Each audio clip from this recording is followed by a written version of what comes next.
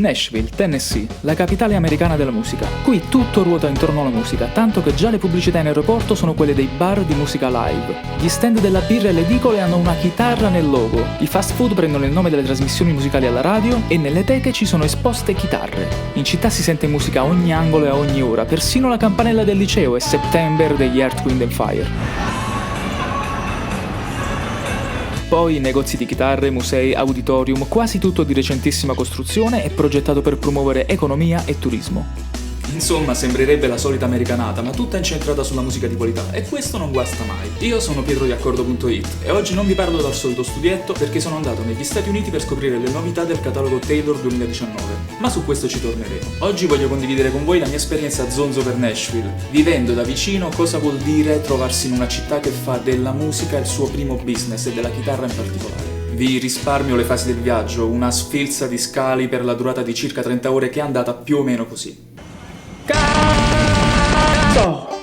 Nashville è una delle città simbolo del country, con una lunghissima tradizione nel campo e che di recente ha vissuto un'espansione vertiginosa. Il Music City Center, un complesso per eventi grosso circa 200.000 metri quadri, inaugurato nel 2013 nel cuore della moderna downtown, ne è l'esempio perfetto. Ma Nashville non è un baraccone messo in piedi per i turisti e sfoggia tutta la sua storia in posti come il Ryman Auditorium, originariamente un tabernacolo gospel e sede storica del Grand Ole Opry, programma musicale in cui sono passati praticamente tutti i grandi del country dintorni, da Chet Atkins a Hank Williams, passando per Johnny Cash. Quando la trasmissione si è trasferita altrove è rimasto chiuso per circa 20 anni e ha rischiato anche di essere smantellato, ma nel 1994 è tornato in funzione e nel 2012 è partito un grosso progetto di ristrutturazione che lo rende oggi la sede di numerosi eventi di ogni tipo. È anche visitabile come museo, purtroppo non è possibile fare video all'interno. Da non perdere, proprio a due passi c'è la Country Music Hall of Fame, nella caratteristica struttura con la facciata da pianoforte e la piantina, se si guarda dall'alto, a forma di chiave di basso. Qui è possibile vedere una collezione enorme di strumenti da favola appartenuti ai grandi della musica country. Purtroppo anche qui niente video, ma qualche foto può dare un'idea di cosa vuol dire avere davanti 3 piani di strumenti, memorabilia e aree dedicate alla didattica. Perché qui la chitarra la spiegano nei musei, letteralmente. In un attimo si è fatta ora di cena, le 6 del pomeriggio, che per un napoletano è praticamente l'ora del caffè dopo pranzo. Ci avviamo al ristorante dell'appuntamento con Taylor Guitars. Qui a Nashville avranno pure una grande tradizione musicale, ma non si può dire che la gastronomia sia il pezzo forte degli americani, quindi cucina messicana. Qui abbiamo incontrato i colleghi stranieri e il team Taylor. Questo signore è Tim O'Brien, vicepresidente del marketing.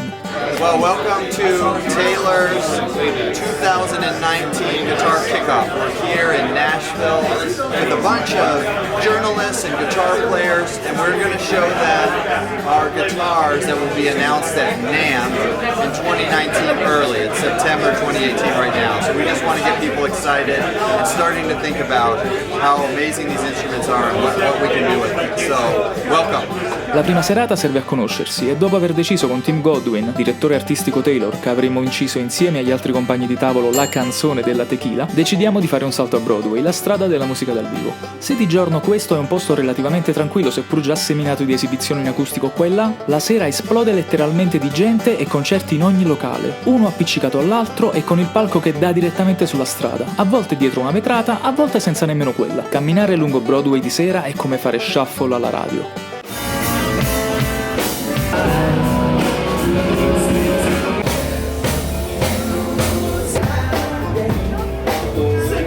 Ci lasciamo trascinare dall'aria di festa e con il collega Philip Zeppenfeld della rivista tedesca Guitar decidiamo di dare un esempio di alto giornalismo.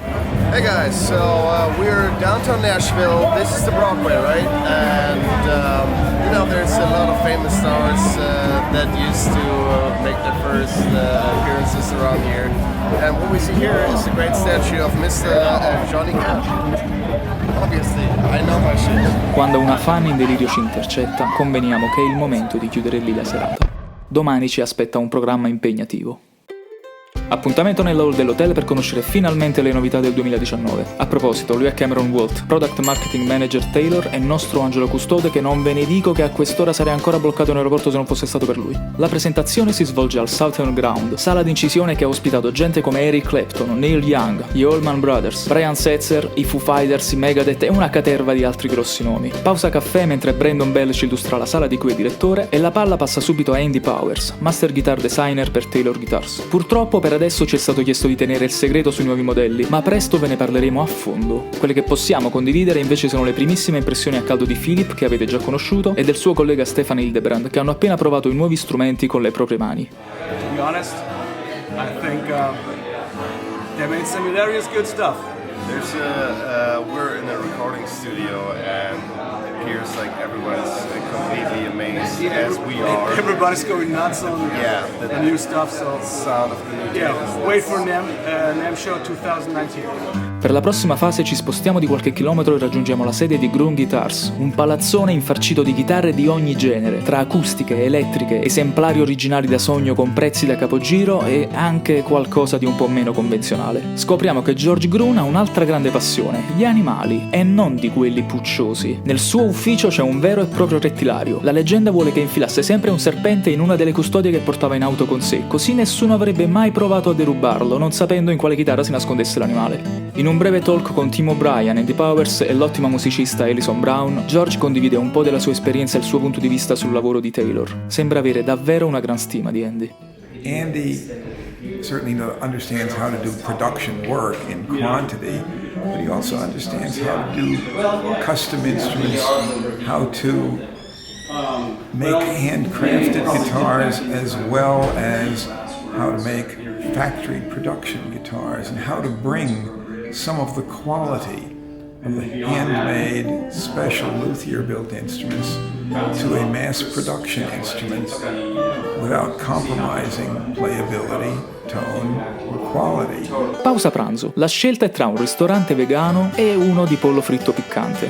Ho scelto il pollo. Realizzo che sto condividendo il tavolo con metà dei giornalisti che seguo ogni giorno sui magazine stranieri. Invece solo stasera mi renderò conto che quello lì in fondo è Gearman Dude, uno tra i miei preferiti nonché più antichi tester di strumenti su YouTube, ma che non avevo mai visto in volto. Posso confermare una volta per tutte che non è Jack Black. Somiglia più a Corrado Nuzzo di Nuzzo e Di Biase.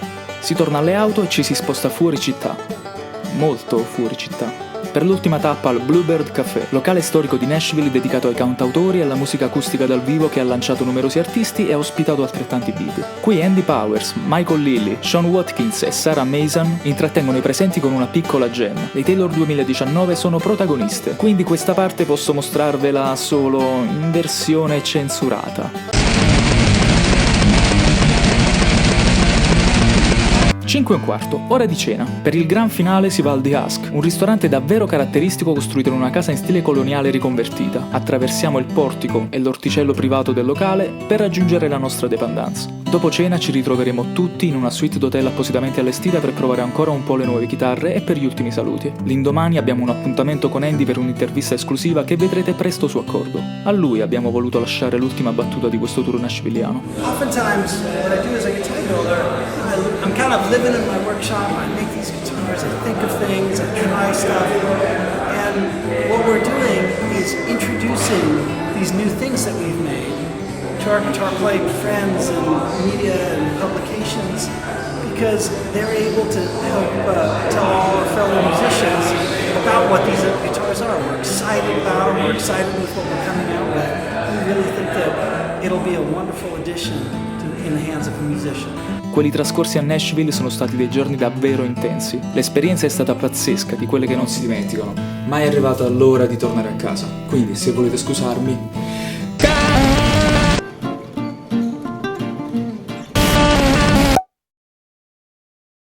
Oh hey, iscrivetevi al canale se questo video vi è tornato utile in qualche modo e cliccate sulla campanella per ricevere tutti gli aggiornamenti.